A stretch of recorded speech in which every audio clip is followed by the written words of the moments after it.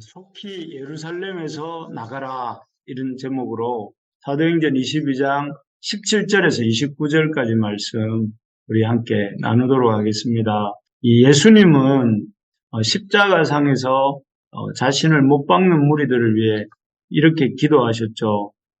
저들의 죄를 사하여 달라. 또 저들이 자기가 무엇을 하는지 알지 못한다고 이렇게 하나님께 기도하셨습니다.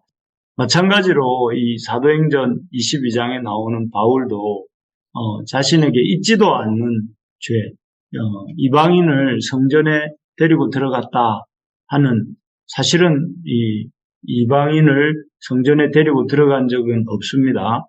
없는데도 이방인을 성전에 데리고 들어갔다는 그런 누명을 씌워서 그 아시아에 온 유대인들이 무리들을 선동하여서 바울을 모함하고 또 바울을 몹시 때리고 또 죽이려고 했던 그 사람들을 향하여서 어제에 이어서 오늘도 계속해서 복음을 전하고 있습니다. 그래서 바울은 자신이 원래 예수 믿는 자를 박해하고 또 가두고 죽일 목적으로 다메섹으로 이렇게 그들을 잡아 가둘 목적으로 가던 중에 부활하신 주님이 찾아와 주셔서 만나고 또 십자가의 그 만남을 통해 자신이 십자가에 죽은 예수가 여호와 하나님이 성경에 약속한 메시아이구나 하는 것을 깨달았던 것과 그래서 그 부활하신 주님을 믿게 된 것과 전하게 된 것을 길게 이야기를 했죠.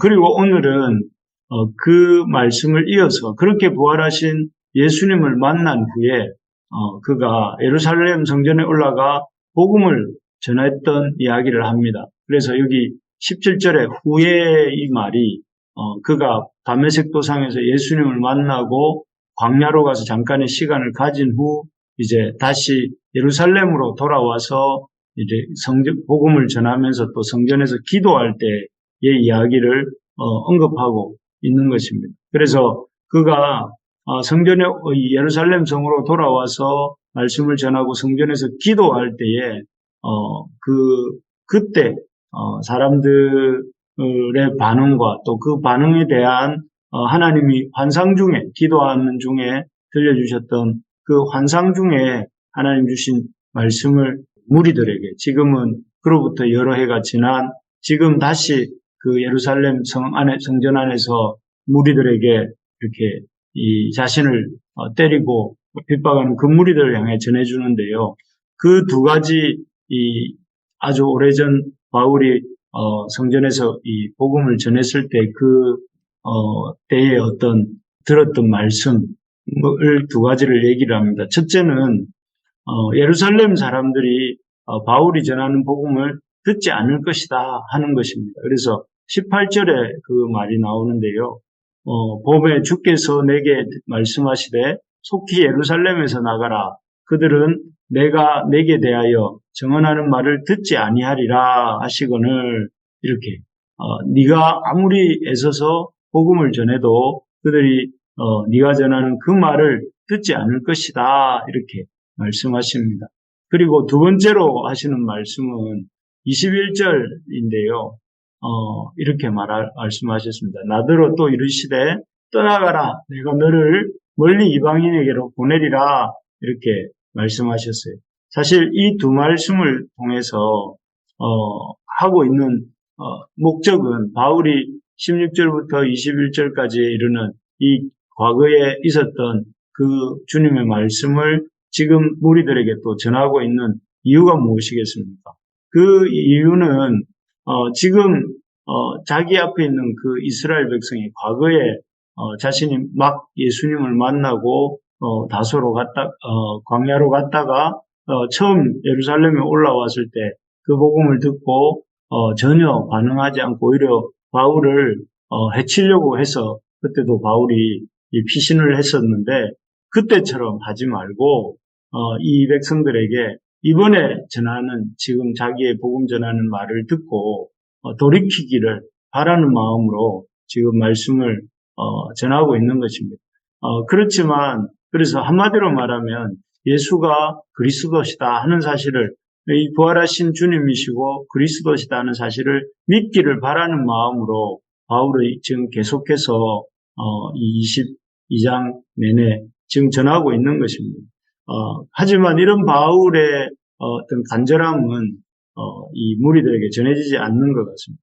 그래서 이 무리들이 오히려 이런 바울의 간증을 듣고 난 이후에 반응이 무엇이냐면은 22절에 아까 읽은 것처럼 이렇게 나옵니다. 이 말하는 것까지 그들이 듣다가 소리질러 이르되 이러한 자는 세상에 어서 없애버리자 살려둘 자가 아니라 하여, 오히려 아주 흥분하여서 큰 소리를 지르면서 바울을 향해서 이 살려둘 자가 아니라고 하면서 없애버리자고 달려드는 이런 모습을 보게 됩니다. 그래서 이런 무리들의, 성남 무리들의 그런 반응을 이렇게 보면서 천부장이 급히 개입을 하여서 24절부터 해서는 바울을 이렇게 영내로 데리고 가려고 하면서 그를 채찍질해서 신문하겠다 이렇게 얘기하고, 그래서 바울의 시민권자임을 밝히는 그런 내용이 쭉 이어지고 있습니다.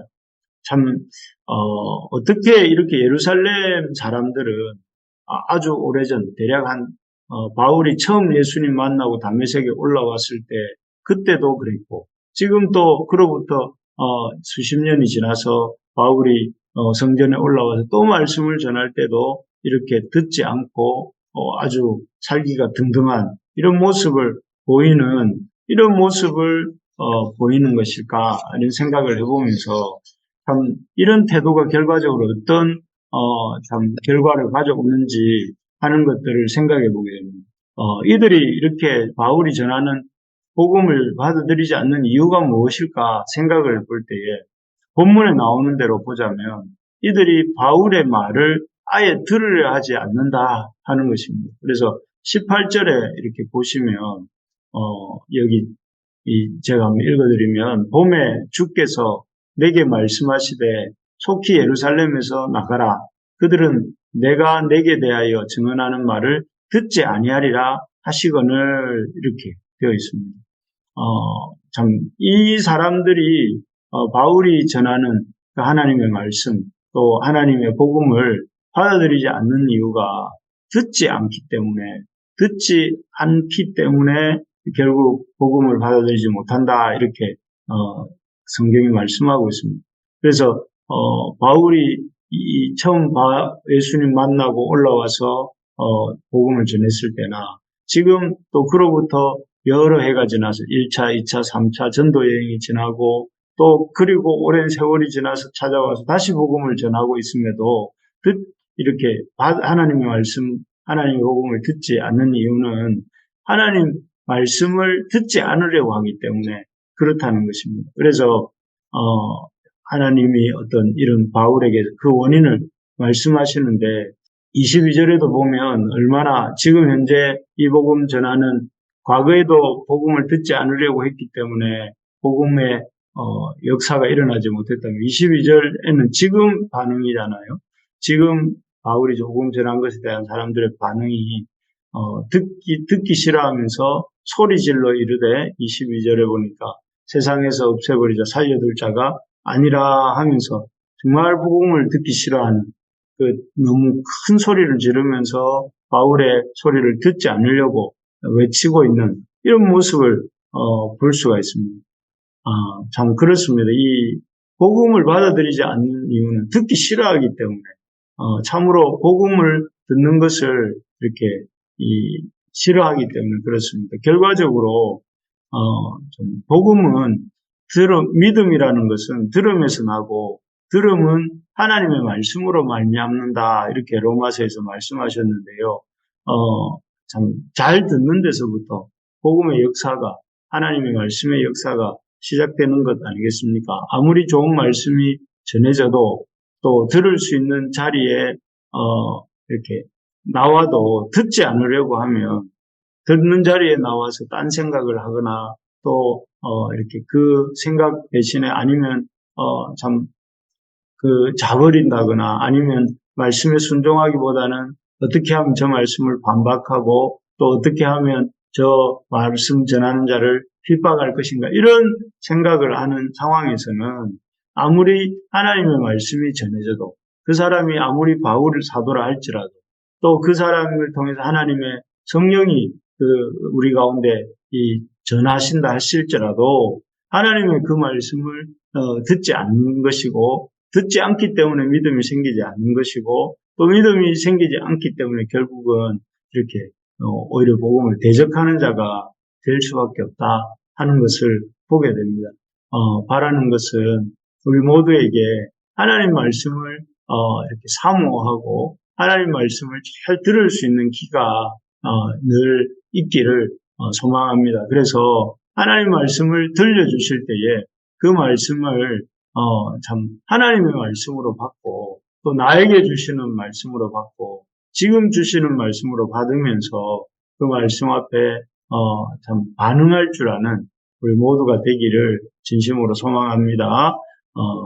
그렇습니다. 그리고 이렇게 말씀을 듣기 싫어서 소리 지르는 이들에게 하나님은 이렇게 어떤 말씀을 주시는가 하면 21절인데요.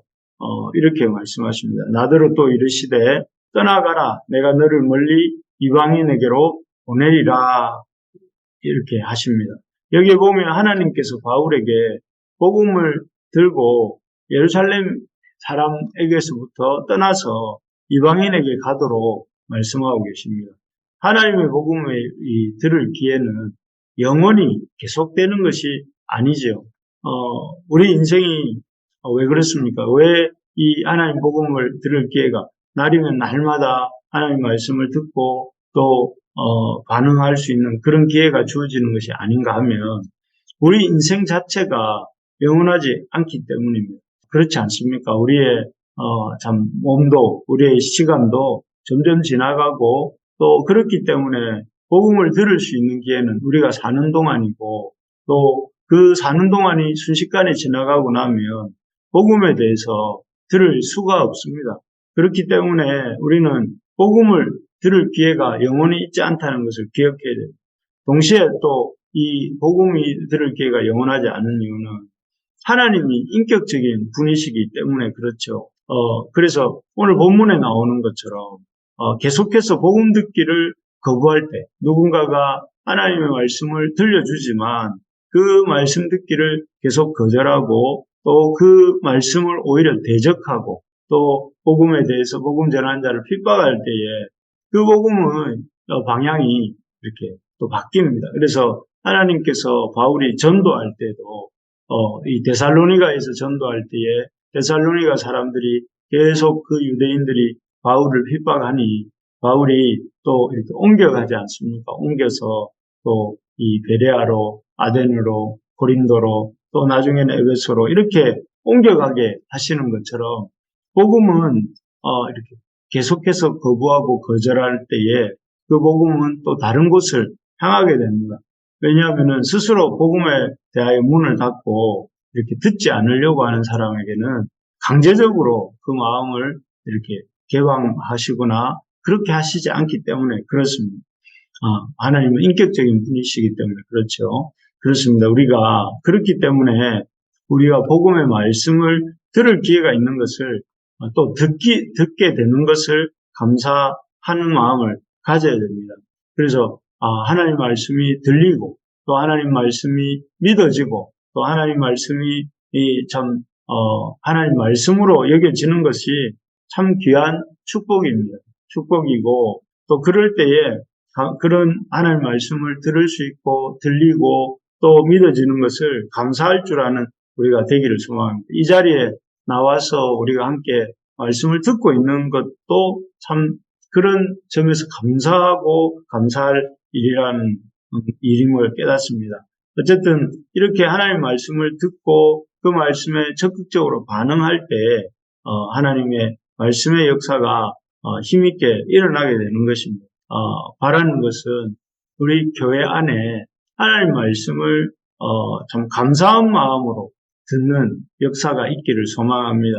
하나님 말씀 들을 때 그냥 우리에게 참 감각 없이 듣는 그런 사람은 없겠지만 참 그런 그냥 듣는 정도가 아니라 감사한 마음으로 또 간절한 마음으로 또 이 적극적인 마음으로 하나님 말씀을 듣고 또 그 말씀을 주실 때에 나에게 주시는 말씀으로 배우고 또 그 말씀을 이렇게 듣고 사는 정도가 아니라 좀 우리의 이웃들을 향해서 그 말씀을 전할 수 있는 우리 부르심의 가족들이 되기를 소망합니다. 그래서 이제 여름이 가고 가을이 오고 있지 않습니까?